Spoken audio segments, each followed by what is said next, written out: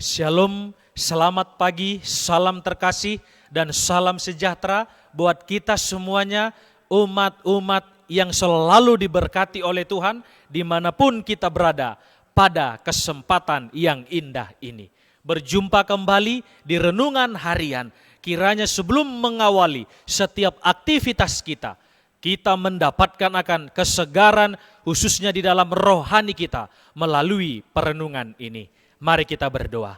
Bapa yang di sorga, terima kasih ya Tuhan untuk berkat yang baru di pagi hari ini ya Tuhan. Di mana juga kami rindu untuk mendapatkan akan selalu nafas kehidupan dan udara yang segar yang berasal daripada sorga. Dan juga segala yang bernafas selalu memuji, memuliakan akan nama Tuhan. Kebutuhan kami pada saat ini yaitu kecurahan Rohul Kudus Tuhan, agar kami bisa mengerti, bahkan hamba-Mu yang menyampaikan berkata-kata sesuai dengan kehendak Tuhan. Terpujilah nama Tuhan, di dalam nama Yesus kami sudah berdoa. Amin. Perenungan kita judulnya yaitu mengikuti Yesus. Ayat intinya terdapat di dalam 1 Petrus pasal yang kedua, ayatnya yang ke-21. Bunyinya demikian. Sebab untuk itulah kamu dipanggil, karena Kristus pun telah menderita untuk kamu dan telah meninggalkan teladan bagimu, supaya kamu mengikuti jejaknya. Adalah hal yang sungguh amat indah di dalam kehidupan umat Tuhan. Apabila seseorang mengaku Kristen, mengaku pengikut Tuhan, persatuan Kristus dan orang percaya itu diikut sertakan, itu akan sama dengan persatuan yang terdapat di antara Allah dan Kristus tersebut. Barang siapa mengatakan bahwa ia ada di dalam Dia, ia wajib hidup sama seperti Kristus telah hidup. 1 Yohanes 2 ayatnya yang ke-6. Adalah nyata bahwa hidup di dalam Kristus mencakup juga kehidupan kita sehari-hari. Karena dikatakan tadi, telah ditinggalkan teladan yang baik kepada kita, pengikut-pengikut Tuhan. Kalau begitu, bagaimana Kristus membawa diri, yaitu aku menuruti perintah Bapakku dan tinggal di dalam kasih-Nya. Yohanes 15 ayatnya yang ke-10. Dan yang selanjutnya yaitu ketika Yesus memanggil murid-muridnya, yang pertama apa yang Dia anjurkan untuk mereka lakukan. Yang dianjurkan yaitu mari ikutlah aku. Apa yang dituntut Kristus dari hamba-hambanya di dalam kehidupan ini atau juga pada hari ini? Barang siapa melayani aku, ia harus mengikut aku, dan di mana aku berada, di situ pun pelayananku akan berada. Dalam Yohanes 12 ayat yang ke-26 dan Kolose 2 ayatnya yang ke-6. Yang menjadi juga pertanyaan di dalam kehidupan kita, dalam diri kita, yaitu siapa teladan kita?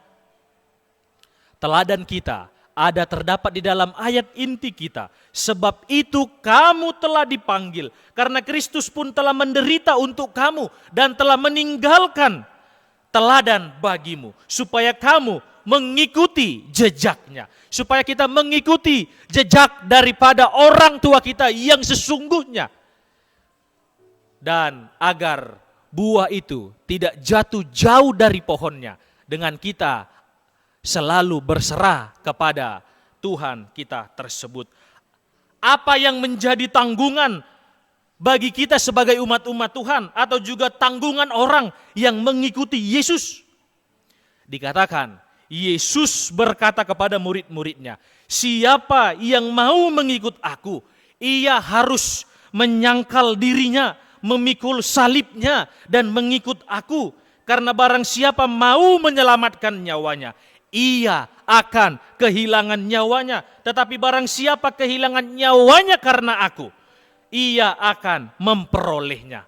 Kalau begitu, apa gunanya orang memperoleh seluruh dunia tetapi kehilangan nyawanya? Dan apakah yang dapat diberikannya sebagai ganti nyawanya. Itu bisa kita lihat firman Tuhan di dalam Matius 16 ayat 24 sampai 26 dan Markus 10 ayat yang ke-21. Bagaimana reaksi domba-domba Kristus terhadap suaranya? Reaksi kita harus reaksi yang bagus, respon yang positif di dalam kehidupan ini.